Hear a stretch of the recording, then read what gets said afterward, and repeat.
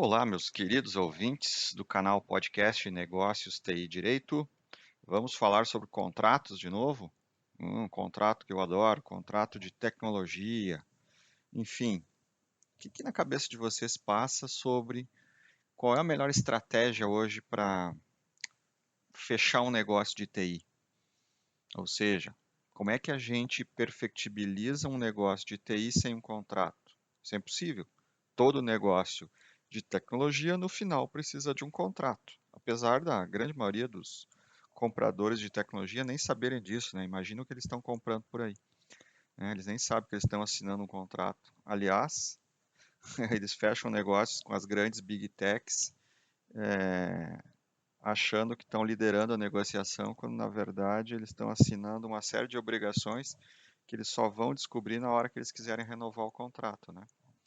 Mas enfim, hoje em dia num mercado tão ávido por disrupção, né, com soluções mágicas até, né, de certa forma, para resolver problemas do cotidiano, desde de um aplicativo muito simples que tu utiliza num smartphone até grandes softwares organizacionais de gestão de negócios e de processos de faturamento que nós temos, né? A gente tem vários fatores aqui que trazem uma certa fragilidade para a estratégia de contratação de tecnologia. Primeiro, é um volume muito grande de contratação dentro das organizações, mesmo nas pequenas, se contrata muita tecnologia que a pequena nem se dá conta. Antivírus, o Word, o Office, o Windows, tudo isso tem um mega de um contrato atrás desta compra, desta aquisição. E o pequena empresa nem sabe que assinou esse contrato, né? Quando deu o clique na instalação, ele não tem a mínima noção, ele nem leu esse contrato, ele nem sabe quais são as regras do jogo que ele teve lá com relação, por exemplo, à combinação que ele fez com a Microsoft, aqui que eu citei os exemplos. Quais são as empresas hoje que têm conhecimento técnico-jurídico para entender de uma negociação de TI? Conhece aquelas coisas óbvias do direito, conhece aquelas coisas óbvias de uma negociação, prazo, renovação, forma de pagamento. Não, eu quero falar aqui de coisas que estão nos contratos, mas que ninguém critica. E é por isso que o dinheiro vai para o ralo das organizações, né? A maioria desses contratos são contratos de adesão, que o cara clica num link e aceitou, e lá tem 150 cláusulas que ele nem leu. Então, me parece que é vergonhoso para as áreas de suprimento das organizações, áreas jurídicas, áreas de TI, não ter um processo claro de acompanhamento dessas negociações. Afinal, vamos fazer uma análise aqui.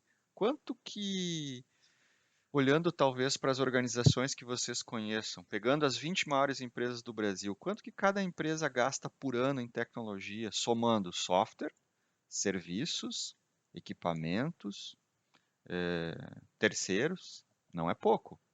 O número, às vezes, nunca é exato, né? Porque a própria organização não consegue fechar a conta. Então, vamos imaginar que fosse, sei lá, uma grande organização, a organização gasta 100 milhões de reais por ano. Será que se a gente desse uma apertada no parafuso, meia volta, a gente não reduziria esse custo de 100 milhões para 95? 90? 80? Será que isso é possível? Quanto tempo vocês acham que uma organização gasta na estratégia de contratação comparado com o valor do investimento? Vocês acham que é proporcional? Eu acho que não é, tá? Por quê? Porque a organização ela decide comprar uma tecnologia e ela se foca no preço, mas nunca no contrato. Sabe por quê? Porque os negócios são fechados no final do mês às 5 da tarde e o jurídico recebe o contrato para analisar até às 6. Vocês acham que é feita uma análise criteriosa sobre o contrato? Mas veja, o jurídico não tem culpa disso. Tu tem que analisar o negócio como ele foi feito, não necessariamente somente o contrato, porque o contrato já veio pronto. Aí eu fico me perguntando, como é que alguém negocia a compra de um apartamento, de uma casa, quando o contrato vem pronto? Todo mundo só pega o contrato, não lê e assina? É assim que se faz? Engraçado, né, que para coisas pessoais a gente se preocupa, para coisas da organização ninguém se preocupa, né? E tem situações esdrúxulas, quando tu quer discutir um contrato depois com um grande fornecedor de tecnologia, sabe o que acontece? A empresa às vezes não sabe nem onde está o contrato. Pois é, gente. Às vezes o próprio contrato está dentro do próprio software que está rodando dentro da empresa. Ninguém sabe. Não precisa nem imprimir o contrato é eletrônico. Então, mostra que os contratos de TI eles não são escondidos, mas não existe uma gestão de contratos, existe uma omissão sobre esses termos. E no fundo eles estão disponíveis, eles são de fácil acesso. Os negociadores deveriam perguntar sobre o contrato antes de começar a negociação e não depois de fechei o preço, então agora me passa o contrato. Isso não é estratégia de contratação, isto é um erro material de negociação. Então, o maior problema de um contrato não é encontrar o contrato, é interpretar o contrato. E olha como o problema aumenta agora a partir dessa difusão de tecnologias dentro das empresas. Quem compra tecnologia não é mais uma exclusividade da área de TI. O marketing está comprando TI, o financeiro está contratando TI, o jurídico contrata TI, a produção está contratando software de inteligência artificial que está dentro dos equipamentos, ou a internet das coisas, né? Os dispositivos que fazem leitura automáticas e transmite para a central de monitoramento. Isso nem passa mais pela TI. A própria área de negócios compra. Então, deixa eu dizer uma coisa. Todas essas compras têm um contrato, tá? Que foi assinado. Mas quando que foi assinado, Regis? Quando instalou o software, a aceitação tácita, não é expressa. Não tem assinatura caneta lá. Tem um botão OK que diz, ao instalar você aceita as cláusulas desse contrato. Então, na verdade, as pessoas estão usando softwares e nem sabem exatamente as regras do jogo sobre o qual contrataram. Aliás, esse contrato nem passou pelo jurídico para validar. Sabe por quê? Porque a maioria dos softwares é software as a services. Tu compra direto na internet, faz download e as áreas usam cartão de crédito corporativo. Eu não estou falando de empresa média ou pequena, estou falando de empresa grande que contrata assim. Ou seja, onde é que está o maldito processo de gestão de contratação de tecnologia que agora passa por todas as áreas da empresa? Não tem, né? Ah, mas a resposta é a seguinte, Regis, os negócios não esperam, a gente precisa ser ágil. A TI demora demais para nos dar uma resposta, dizem estas novas áreas, né, esses novos contratantes. Ah, então tá. Então, em nome da agilidade dos negócios, nós vamos fazer a empresa tomar prejuízo porque a gente queria agilidade, é isso? Vamos botar dinheiro pela janela porque nós queríamos agilidade? Eu duvido que o presidente ou o CEO da empresa pense assim. Por que as áreas de negócio pensam? Por quê? Porque olham só para o seu umbigo, não olham para a organização, né? Então, por exemplo, quem é que critica a cláusula de validade técnica? A maioria das pessoas, TI, jurídico, suprimentos, nem sabe o que é cláusula de validade técnica e quando se usa. O fabricante sabe. Quem é que avalia o termo de SLA?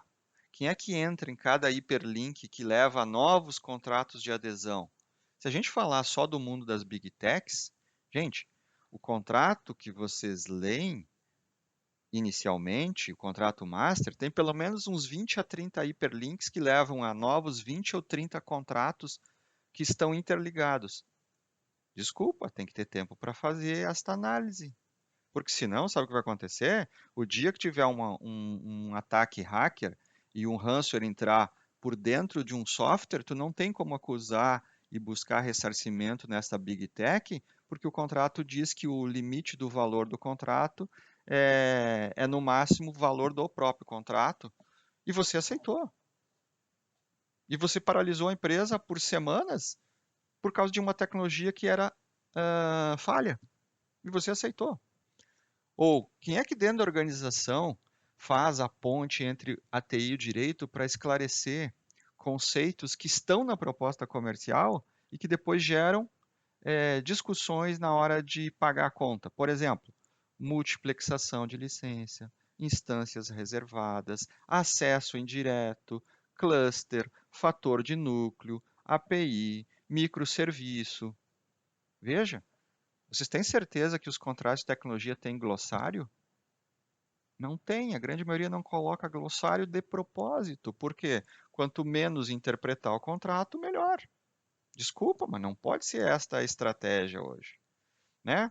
Então eu preciso conhecer a arquitetura contratual hoje de um player que eu vou negociar. Na hora do problema, ninguém aparece, ninguém sabe, ninguém vê, aí chama o jurídico.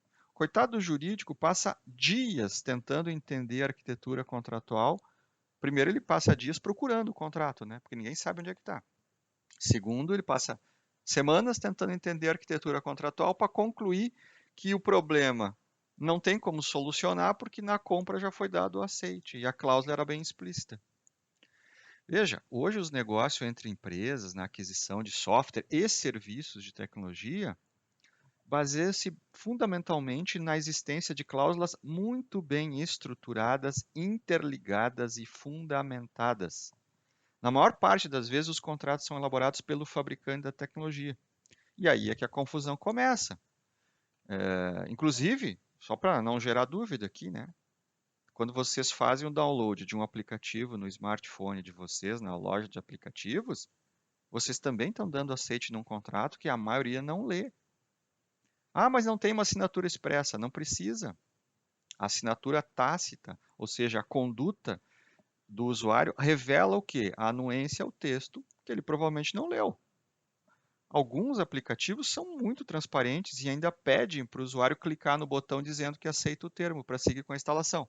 Quem é que gosta de ler isso? Acho que ninguém, né? Acho que só o Regis aqui adora ler contratos de tecnologia e encontrar as diversas facetas e estratégias do fabricante, né? Então, assim, nós temos que criar essa cultura dentro das organizações, tá? Só vai aumentar esse custo das organizações de compra de tecnologia, não é que vai diminuir. Então, dificilmente num contrato de tecnologia sempre vai constar exatamente os entregáveis que o contratante tem como expectativa. Já repararam nisso?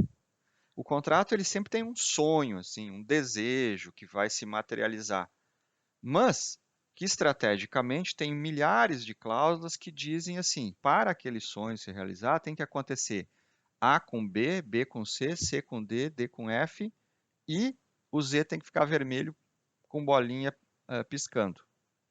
Gente, qualquer inconsistência nessas interligações vai inviabilizar a entrega final do projeto, o cronograma e os custos originais. E aí, sabe o que acontece, gente?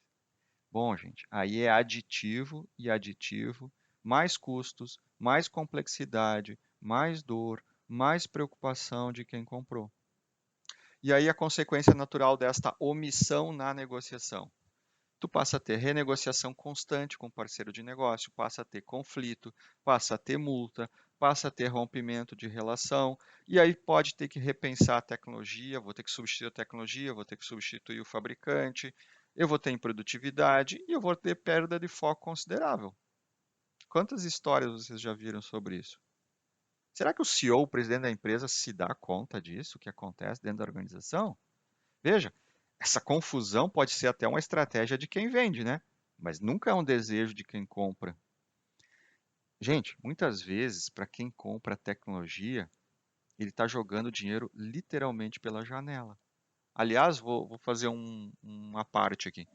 Se jogo de bingo fosse legalizado no Brasil, era preferível, ao invés de comprar a tecnologia que só deu problema, pegar todo esse dinheiro e tentar a sorte no jogo de bingo. Sabe por quê?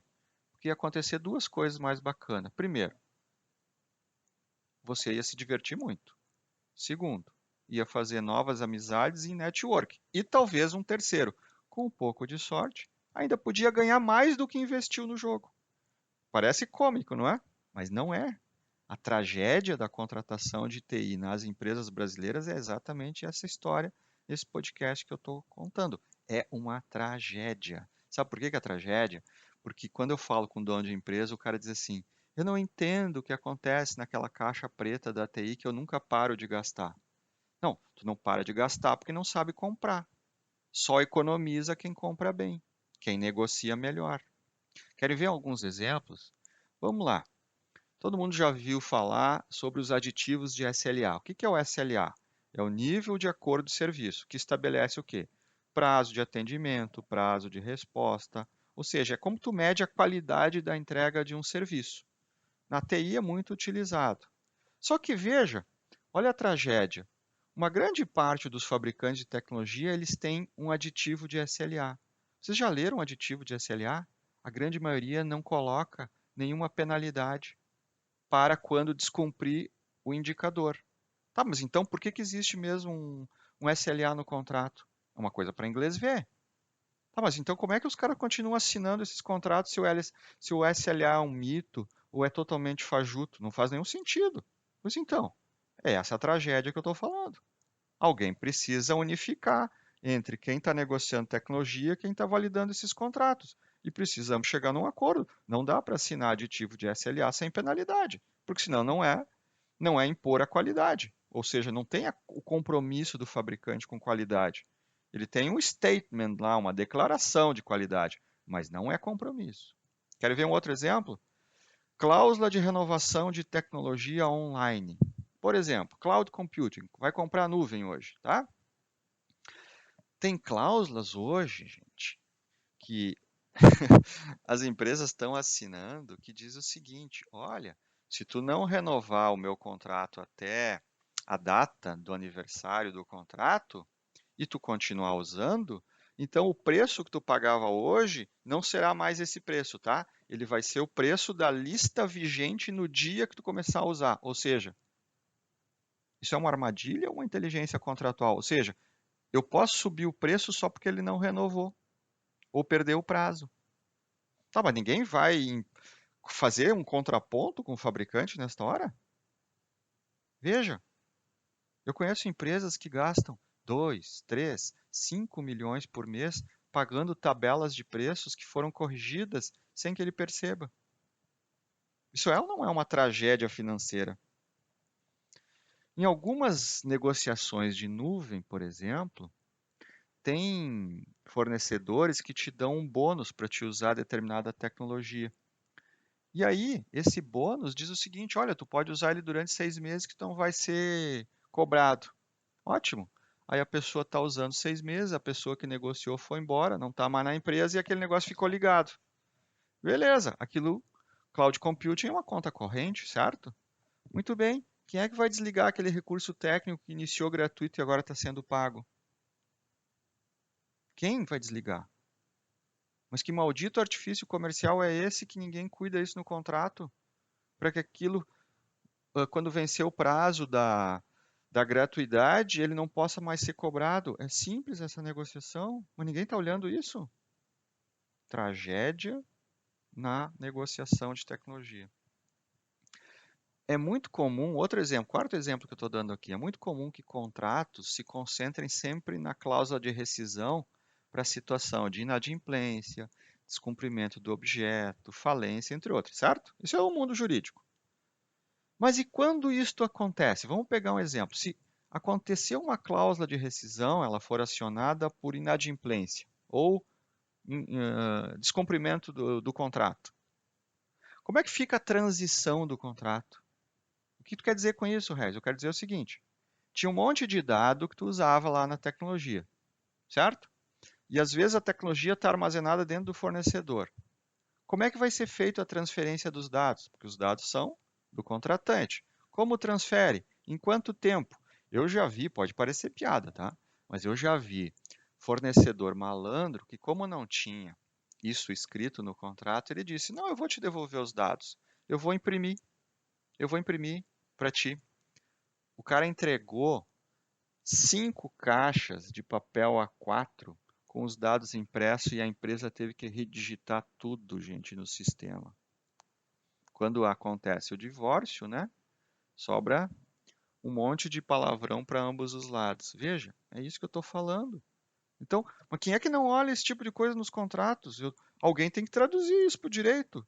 O senhor advogado cria uma cláusula assim, ó, que quando acontecer tal tragédia, a gente precisa ter uma passagem técnica para isso. Não é só a cláusula jurídica, é a cláusula técnica para poder fazer uma transferência quando acontecer a rescisão. Isso não tem nos contratos de TI. Pode pegar todos os contratos que vocês têm na empresa e me digam quantos vocês encontraram essa cláusula. São poucos. E vamos pegar agora o lado do desenvolvedor.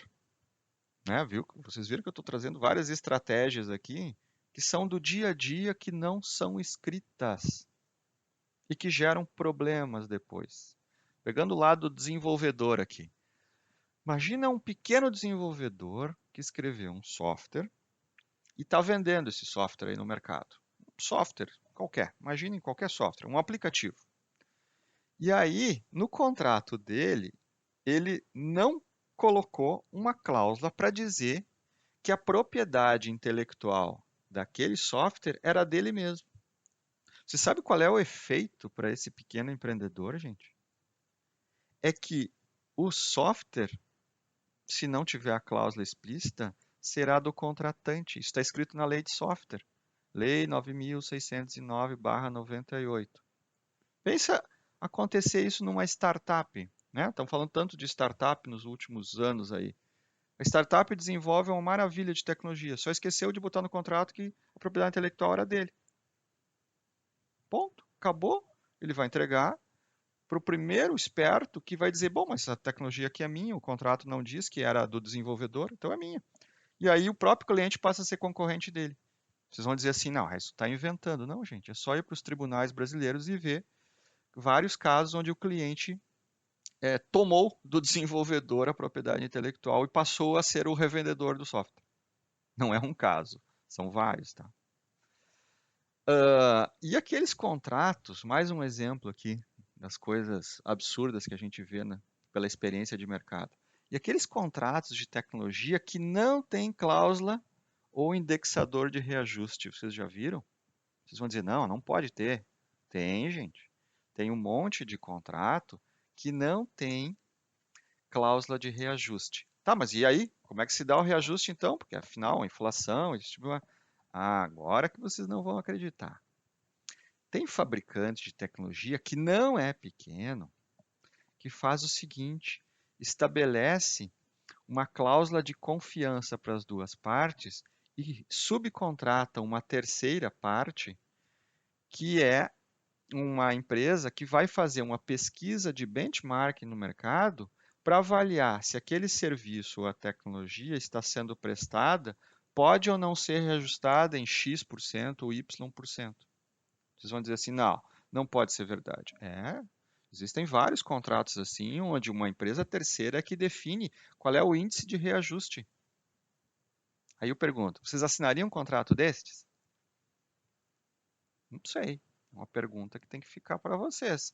São estratégicas, né? Estratégias técnico-jurídicas utilizadas para convencer ou impor situações que podem levar a constrangimentos de governança ou de compliance, que, na minha opinião, vão ser muito difíceis de explicar.